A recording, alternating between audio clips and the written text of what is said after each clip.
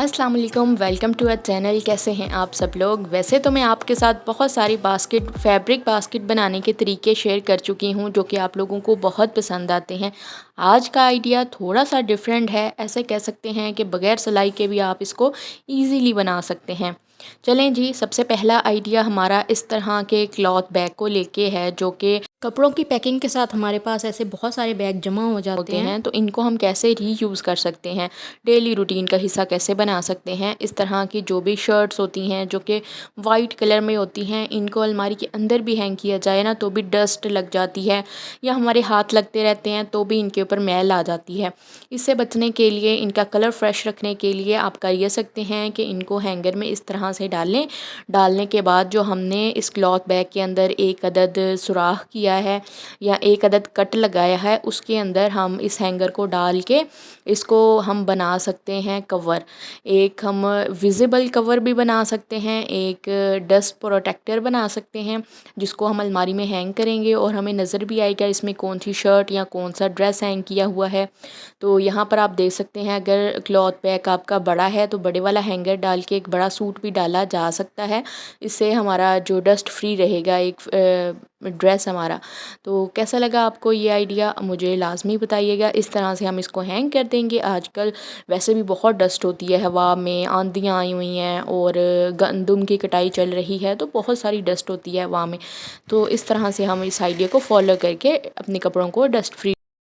Fabric basket बनाने के लिए मैंने 15 बाय 15 का एक मटेरियल रेडी कर लिया है बेस। इसके अंदर मैंने लाइनिंग में बुकरम यूज़ किया है और ऊपर नीचे फैब्रिक है, ये खद्दर का है, कॉटन का कोई सा भी फैब्रिक यूज़ किया जा सकता है। अगर आप डबल फैब्रिक यूज़ करेंगे यानी ऊपर नीचे का कलर थोड़ा डिफरेंट होगा ना, तो डिज़ाइन बहुत अच्छे से निकल के आएगा। जो भी मैं स्टेप्स यहाँ पे करूँगी आपने इनको गौर से देखना है। वीडियो यहाँ पे ज़्यादा मैंने फास्ट फॉरवर्ड नहीं की कि आपको अच्छे से समझ आ जाए, क्योंकि सारा जो तरीकाकार है ना वो इन तहों पर मबनी है। तो इनको ज़रा गौर से देखें। मेजरमेंट इसकी बिल्कुल ठीक रखिएगा ताकि कोने के ऊपर कोना आ जाए। ज़रा सा भी टेढ़ा हुआ तो ये आपका ऑर्गेनाइज़र ख़राब हो सकता है, क्योंकि जितने भी हम ये स्टेप्स कर रहे हैं ये हमने बगैर सिलाई के रखने हैं, ये ऐसे ही रहेंगे। और जब हम लास्ट में इसकी टॉप स्टिच लगाएंगे ना तो इसकी लुक निकल के, फाइनल लुक निकल के आएगी। तो यहाँ पर अगर देखें आप, जितने भी आज तक मैंने आपके साथ ऑर्गेनाइज़र शेयर किए हैं, फैब्रिक बास्केट शेयर की है, उन सब से इसका तरीका थोड़ा सा डिफरेंट है, लेकिन ज़रा सा समझने से आप बड़ी आसानी से इसके साथ फैब्रिक बास्केट बना सकते हैं जो कि हमारे काफ़ी काम आ सकती हैं। ये देखें, मैंने आयरन के साथ इसके ऊपर निशान बना लिए थे इसके कोनों को एक जैसी लुक देने के लिए। तो कुछ इस तरह से करके हम अंदर की तरफ इसको फोल्ड करेंगे और यहाँ पे पिन्ने लगा लेंगे। आपने सिलाई का मार्जिन छोड़ते हुए पिन्ने लगानी है, क्यों, ताकि आपको ये पिन्ने ना एक ही दफ़ा में निकालनी पड़े। जब आप सारी सिलाइयाँ लगा के कंप्लीट कर लें तो पिन्ने फिर निकालिएगा, वरना कोई छोटी साइज़ की जो चुटकियाँ होती हैं वो लगा सकते हैं कि जहाँ पे आपने सिलाई लगानी है वहाँ से चुटकी को निकालें और सिलाई कर लें। ये बिगनर्स के लिए होती हैं टिप्स। अगर आप सिलाई से पहले ही पूरी पिन्ने निकाल लेंगे, जहाँ मशीन के नीचे पैर दिया और पूरे हिस्से की पिन्ने निकाल दी, तो फिर ये ना निकल जाएंगी, जहाँ जो जितनी हमने तहें लगाई हैं ना वो निकल जाएंगी, फिर काबू आना मुश्किल हो जाएगा। तो बस कि ये इसका टॉप स्टिच है जो ऊपर हम लगा रहे हैं। कुछ इस तरह से हमने सारे कोनों को फोल्ड करते हुए यहाँ पर लगा दिए हैं, पिन्ने अटैच कर दिए हैं।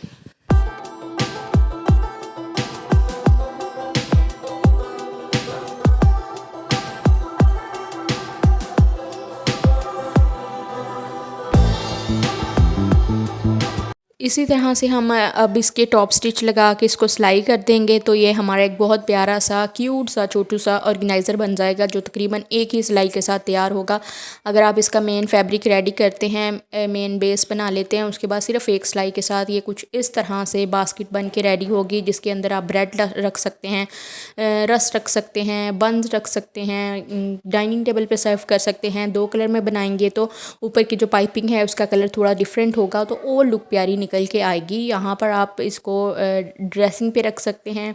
इसके अलावा आप इसमें और जैसे पॉलिश का सामान होता है, शूज़ पॉलिश का सामान होता है, वो भी रखा जा सकता है। तो ये कुछ इस तरह से इसकी लुक निकल के आएगी। आप लोग बताएं आपको ये आइडिया कैसा लगा है। इसको आप वीडियो को रिवर्स करके इसके तमाम स्टेप्स को समझिएगा और बनाइएगा। आप लोग इसके पीछे मेरे साथ इंस्टाग्राम पे भी शेयर कर सकते हैं। कपड़ों की पिलाहट को ख़त्म करते हैं। देखें, घर में बहुत सारे सफ़ेद कपड़े इस्तेमाल होते हैं रूटीन में, जैसे बच्चों की यूनिफॉर्म सफ़ेद हो गए, या फिर शलवार कमीज़, मर्दाना शलवार कमीज़ हो गई, ट्राउज़र हम लोग सफ़ेद कलर के पहनते हैं, और साथ में बेडशीट ऐसी, तौलिए और सफ़ेद पिलो कवर, ऐसे बहुत सारे कपड़े होते हैं जो कि रूटीन में इस्तेमाल होते हैं और सफ़ेद भी होते हैं। कुछ टाइम के बाद पीले होने की वजह से उनको इस्तेमाल करने का दिल नहीं चाहता। तो ऐसे कपड़ों को क्या करें, वेस्ट कर दें? नहीं, इनको आप इनकी पिलाहट को ख़त्म करें। ब्लीच में भी डिबो लेते हैं, अच्छे सरफ से भी धोते हैं, 2-2 चक्कर भी मशीन में लगाते हैं, पुश भी मारते हैं, लेकिन पिलाहट ख़त्म नहीं होती। अगर मैं आपको कहूँ कि सिर्फ़ एक चीज़ के साथ आप सफ़ेद कपड़ों की पिलाहट को ख़त्म करके उनको बिल्कुल नया और शाइनी बना सकते हैं, तो क्या कहेंगे आप?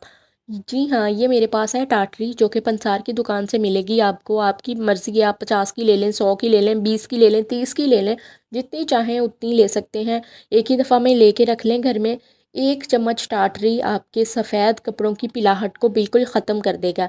इसके इस्तेमाल का तरीका क्या है? ये बिल्कुल चीनी के जैसी नज़र आती है, पाउडर फॉर्म में भी होती है, 2 तरह की होती है, खाने में भी यूज़ होती है। पंसार वाला आपसे पूछेगा कि भाई कौन सी टाटरी आपको चाहिए, खानों में इस्तेमाल होने वाली या फिर क्लीनिंग में इस्तेमाल होने वाली? तो आपने कहना है क्लीनिंग में इस्तेमाल होने वाली। तो यहाँ पर हमने एक टब में पानी ले लिया, वार्म सा पानी होना चाहिए, थोड़ा नीम गर्म पानी। इसमें हमने 1 चम्मच टाटरी का डाल के मिक्स कर लेना है। ये मैं एक स्पैचुला ले रही हूँ वुड का, उसकी बैक से मैंने इसको मिक्स कर लिया अच्छे से। सिर्फ मैंने 1.5 टेबल स्पून इसमें डाला एक पूरे सूट के लिए। जैसे आप अकेली एक शर्ट डाल रहे हैं, बनियानें डाल रहे हैं जो कि पीली हो जाती हैं ना, वो अगर डाल रहे हैं तो आप क्वांटिटी कम कर सकते हैं। ज़्यादा बड़ी चीज़ है तो ज़्यादा क्वांटिटी भी कर सकते हैं, इसके एज इट इज़ कोई नुकसान नहीं है। लेकिन आपने हर चीज़ का एक हिसाब किताब होता है, तो उसको देखते हुए ही चलना है। 1 चम्मच पानी में हमने पहले अच्छे से मिक्स कर दिया, फिर इस शलवार कमीज़ को इसके अंदर डिप कर दिया। अब डिप करके आपने इसको 6-7 घंटे के लिए भूल जाना है। ये काम मैं कर रही थी शाम के वक्त में, तो इसको मैं अब 2-3 घंटे में तो निकालने नहीं वाली थी, तो भाई मैंने इसको ओवरनाइट छोड़ दिया ताकि मैं नेक्स्ट मॉर्निंग आपको इसके रिज़ल्ट दिखा सकूं। आपने ये सिर्फ सफ़ेद कपड़ों के लिए करना है, कलर कपड़ों के लिए ये प्रोसेस नहीं है। और इसके अलावा सफ़ेद कपड़ों को कुछ नहीं होगा। इसके कलर, इसके जो बटन थे वो ब्लैक थे, बटनों को भी कुछ नहीं हुआ, उनके कलर नहीं उड़े। तो बेफ़िक्र हो के आप इनको डिप कर सकते हैं। अब ये मैं आपको नेक्स्ट मॉर्निंग के हालात दिखा रही हूँ। कपड़े आपके सामने हैं, पहले भी मैंने आपको दिखाए कि इनमें पीलापन था। वीडियो में पता नहीं आपको कैसा नज़र आ रहा होगा, लेकिन बिलीव मी कि कपड़े वाकई में पीले हो चुके थे। और मुझे हस्बैंड काफ़ी दफ़ा कह भी चुके थे कि आपने इनको अच्छे से वॉश नहीं किया, क्यों ये पीले पड़ गए हैं। तो मैं तो अच्छे से वॉश भी कर रही थी, लेकिन फिर भी पिलाहट ख़त्म नहीं हो रही थी। चलें जी, हमने फिर इसको बिल्कुल सादा पानी से नतारा है, नतार के तार पे डाल दिया, क्योंकि मैं इनको पहले धो चुकी थी साबुन के साथ, सरफ़ के साथ। आप इसको ऑटो मशीन में डाल के भी धो सकते हैं, स्पिन भी कर सकते हैं, आपकी मर्ज़ी है। फ़िलहाल मैं इनको धूप में डाल दूँगी, ये सूख जाएंगे, और सूखने के बाद भी मैं आपको रिज़ल्ट दिखाऊँगी। और ये प्रोसेस जब आप कर लेंगे ना, फिर बताइएगा कि आपको ये रिज़ल्ट इनके कैसे लगे। कोई ज़्यादा महंगी चीज़ नहीं है, कोई ऐसी चीज़ भी नहीं है जिससे कपड़ों को नुकसान पहुँचे या आपको नुकसान पहुँचे, ऐसा कुछ नहीं है।